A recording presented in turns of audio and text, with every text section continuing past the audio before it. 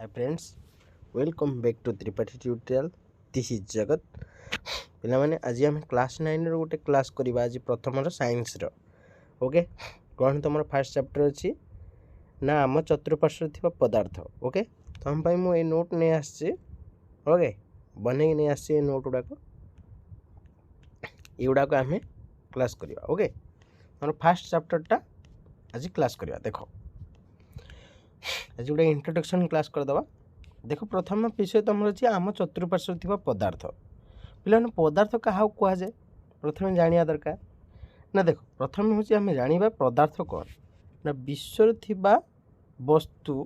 ଯେସବୁ ବସ୍ତୁ ଗୁଡ଼ାକ ଅଛି ଓକେ ଯେଉଁ ସବୁ ଦ୍ରବ୍ୟକୁ ନେଇକି ସବୁ ତିଆରି ହେଇଛି ତାକୁ କିଛି କହିବା ପଦାର୍ଥ ଖାଉଥିବା ଖାଦ୍ୟ ପ୍ରଶ୍ୱାସ ନେଉଥିବା ବାୟୁ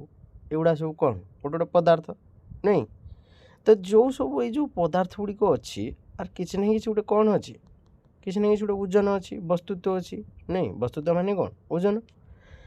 ଆଉ ତାର ମଧ୍ୟ କିଛି କ'ଣ ଅଛି ଆୟତନ ଅଛି ନାଇଁ କେତେ ପରିମାଣର କିସ ଏଗୁଡ଼ା ସବୁ ଅଛି ତ ପ୍ରାଚୀନ ଭାରତୀୟ ଦାର୍ଶନିକମାନଙ୍କ ମତରେ ସମସ୍ତ ବସ୍ତୁ 5ଟା ମୌଳିକକୁ ନେଇ ତିଆରି କେତେଟା ମୌଳିକକୁ ନେଇକି 5ଟା ମୌଳିକକୁ ନେଇକି ତିଆରି ଓକେ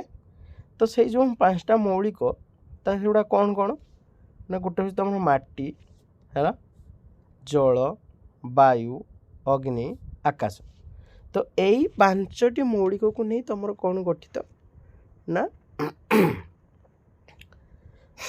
ତାକୁ କୁହାଯାଏ ପଞ୍ଚତତ୍ତ୍ୱ ବୋଲି କୁହାଯାଏ ଓକେ କ'ଣ କୁହାଯାଏ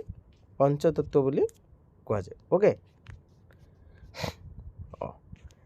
ହେଲା ତ ସେଇ ସବୁ ପଦାର୍ଥ ଗୁଡ଼ିକୁ ଆମେ ସାଧାରଣତଃ ଦୁଇ ଭାଗରେ ଭାଗ କଲେ ଗୋଟେ ହେଉଛି ଭୌତିକ ପଦାର୍ଥ ଆଉ ଗୋଟେ ହେଉଛି କ'ଣ ରାସାୟନିକ ପଦାର୍ଥ ନାଇଁ ଆଚ୍ଛା ପ୍ରଥମେ ଆସେ ଦେଖିବା ଆମେ ଭୌତିକ ପଦାର୍ଥ କ'ଣ ଭୌତିକ ମାନେ ସେଇଟା ତା'ର ସଂଯୁତିର ମୂଳରୁ ଯେଟା ଥିବ ତାକୁ କୁହାଯାଏ ଭୌତିକ ପଦାର୍ଥ ନାଇଁ ଭୌତିକ ପଦାର୍ଥ ଗୁଡ଼ିକ କ'ଣ ସବୁବେଳେ ପରିବର୍ତ୍ତନୀୟ ରାସାୟନିକ ଗୁଡ଼ିକ ସବୁବେଳେ କ'ଣ ନା ଗୋଟେ କିଛି ଗୋଟେ ନୂଆ ହେଇକି ପାରିବ ତାକୁ କୁହାଯାଏ ରାସାୟନିକ ତ ଆସି ଦେଖିବା ସେଇ ପଦାର୍ଥର ଭୌତିକ ପ୍ରକୃତି ବିଷୟରେ ପଢ଼ିବା ପଦାର୍ଥର ଭୌତିକ ପ୍ରକୃତି ପିଲାମାନେ କେତେଟା ଅଛି ନା ଫାର୍ଷ୍ଟ ହେଉଛି ପଦାର୍ଥ କଣିକାକୁ ନେଇ ଗଠିତ ପଦାର୍ଥ ଗୁଡ଼ାକ କ'ଣ ନା କଣିକାକୁ ନେଇ ଗଠିତ କେମିତି କଣିକାକୁ ନେଇ ଗଠିତ ଧର ମୁଁ କହିନି ଏଇଟା ଗୋଟେ ଧର ଗୋଟେ ପଦାର୍ଥ ଏଇ ପଦାର୍ଥରେ ପ୍ରତ୍ୟେକଟି ଜିନିଷ ଯେଉଁ ରହିଛି ଏସବୁ ଗୋଟେ ଗୋଟେ ମାନେ ଅନେକ ଗୁଡ଼ିଏ କଣିକାକୁ ସବୁ ନେଇକି ତିଆରି ହେଇଛି ପଦାର୍ଥ ଗୁଡ଼ିକ କ'ଣ ତିଆରି ହେଇଛି ନା ଅନେକ ଗୁଡ଼ିଏ କଣିକାକୁ ସବୁ ନେଇକି ତିଆରି ହେଇଛି କିଛି କହନ୍ତି ନା କ'ଣ ନା ପଦାର୍ଥ ଗୁଡ଼ିକ ଅବିଚ୍ଛିନ୍ନ ମାନେ ତାକୁ ବିଚ୍ଛିନ୍ନ କରିହେବନି ନାଇଁ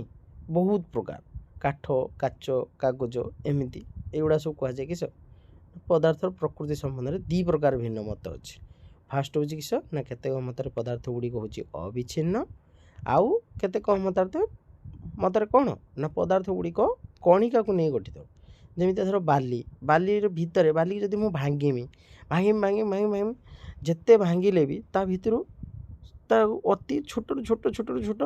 ମାନେ ଏମିତି ଯେ ତିଆରି ମାନେ ଗୋଟେ ବାଲି ଗରଡ଼ା ହେଲା ବାଲି ଗରଡ଼ାଟା ତୁମର କ'ଣ ନା ତାକୁ ଯଦି ଆମେ ଭାଙ୍ଗିଲା ପରେ ବି ତାକୁ କ'ଣ କହିହେବ ନା ସେମିତି କହିହେବ ନାହିଁ ଯେ କେତେ ଗୁଡ଼ିଏ କଣିକାକୁ ନେଇକି ତିଆରି ହେଇଛି ନୁହେଁ ଅନେକ ଗୁଡ଼ିଏ କଣିକାକୁ ନେଇ ତିଆରି ହେଇଥାଏ ବୁଝିହେଲା ତା ସହ ସେଇ ବିଷୟରେ ଦେଖିବା ଗୋଟେ ସେକେଣ୍ଡ କ'ଣ କହୁଛି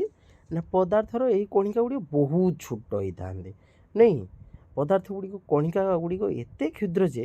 ତାହା ଆମେ ତାକୁ ସହଜରେ କଳନା କରିପାରିବା ନାହିଁ ସେମାନଙ୍କ କ୍ଷୁଦ୍ରତା ଆମ କଳ୍ପନା ବହିର୍ଭୂତ ନାଇଁ ମାନେ ସେଗୁଡ଼ାକ ଆମେ ଖାଲି ଆଖିରେ ବି ଦେଖିପାରିବାନି ତାକୁ ଭାଙ୍ଗି ଶେଷରେ ଏତେ ଇଏରେ ଆସିକି ପହଞ୍ଚିବା ଯେମିତି ଆମେ ତାଙ୍କୁ ଆଉ ପାଇପାରିବା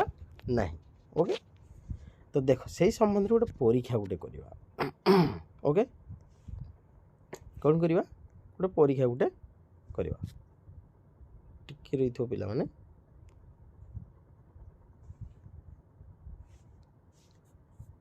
ଓକେ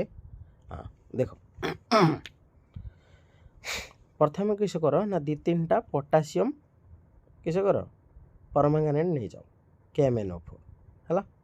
ତା ସ୍ଫଟିକ ନିଆଯାଉ ସେଥିରେ 100 ml ଜଳ ମିଶାଯାଉ है एमती गोटे नहीं जाओ नहीं ता भितर 100 ml जल नियो से द्रवण में 10 ml बा 10 ml किस कर ना विशुद्ध जल 90 ml मिसा जाओ है माने गोटे द्रवण प्रथम गोटे प्रस्तुत करिया है 10 ml नहीं कि है 90 ml किस करिया ना विशुद्ध जल मिसा यह द्वारा द्रवण टी किस ना लघुकरण हो नहीं ताको एमती किस करवा ना ताको द्रवण टी को लघुकरण करिया माने ताको फेंटेबा 5 ରୁ 8 थर यही पद्धतिटा कर जाऊ जहाँफल द्रवणटी अधिक रू अधिक किस हो पार ना लघुकरण हो पार यह द्वारा जलटी किस हो ना रंगीन देखा नुहे ना अरे जलटा को ये कलापर से केमी देखा रंगीन देखा तो यही परीक्षा आम कौन पाइलु ना मात्र अल्प केतेटा पोटासियम परमांगानेट मन रख पोटासियम परमांगानेट्र संकेत कौन ना KMnO4 है तार स्फटिक बहुत आयतन विशिष्ट जल को किस कर रंगीन करमी देख गोटे एग्जांपल दूँ आम गोटे ग्लास गोटे पा नहीं जावा पा नहीं तादे टी आम किस कर रंग टी मिसेदा रंगटा मिसेदेला से पूरा पूरा पूरा येटा सहित से खेली जाऊँ ना खेली जाऊनी तो ठीक से भाया एटा को ही से नवा तो पोटासियम परमांगानेट्र मात्र गोटे स्फटिक नहीं असंख्य क्षुद्र कणिका रही नहीं जहाद्वारा विभाजित हो क्षुद्र क्षुद्रतर कणिकार से परिणत हो जाए पार्छ मन रख पोटासियम परमांगानेट्र रंग केमी पर्पल कलर माने बैगणी कलर है अच्छा एबे देखिए आम पदार्थर कणिका मानकर धर्म विषय पढ़ा अच्छा आम से विषय पढ़ी के आइले कौन पढ़ी के ना पदार्थर कणिका मान मध्य फांका स्थान अच्छी पदार्थर कणिका मान अनवरत गति करता नहीं एवं परीक्षा कर देखीदे पदार्थर कणिका गुड़ परस्पर को आकर्षण करती आउ गोटे कथा पिला सब मन रखिबो जे तापमात्रा जदि आम दबा अधिक रू अधिक जति तापमात्रा आम दबा तो कणिका गुड़िकर गति अति द्रुततर हम है जिते ताप बढ़िबो सेते तार कणिकार गति किस हम अति द्रुततर हम जहाँफल ताप प्रयोग जो कणिका गुड़िकर तार कौन हुए ना गतिज शक्ति माने काइनेटिक एनर्जीर है परिमाण वृद्धि पाए आउ सब कौन हम ना दीटा भिन्न भिन्न पदार्थर कणिका गुड़िकर अंत मिश्रण को विसरण कहुए ये सर्ट क्वेश्चन आसे पे विसरण क्या कहुए ना दीटा पदार्थर अंत मिश्रण को विसरण बोली कहुए ओके जानीला आजिका क्लास जो मैंने न बुझीपर पुणी पचार आम नेक्स्ट क्लास आउ थे बुझीदे ओके तो आज तुम होमवर्क दे दूँ ये पिला युवा लिखिनि आ भर केगुड़ाक पदार्थ कह आउ कारण दर्शेब जे सीझा होता गरम खाद्यर बास्ना तुम दूर थी जाना बेले ठंडा खाद्यर बास्ना कहीं तुम पाखक जापार ना यहाँ करके आसो जड़े संतरणकारी नई बा पोखरी रे पहुँचला बेले जल को काटी काटी माने भाग भाग करके से पहुँचता है यह पदार्थर कौ गुण को बुझाऊँ तुम यहाँ करके आसो पचार है पदार्थर कणिका गुड़िकर वैशिष्ट्य गुड़िक लेख ओके तो पिला माने आज ये क्लास था पुणी आम नेक्स्ट क्लास रे देखा ओके तो आज ये था ओके बाय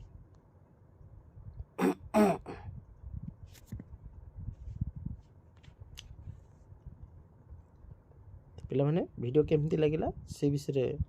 कहब ओके बहुत दिन एबे आम रेगुलर क्लास करने चेष्टा करवा ओके तो देखा जाऊ।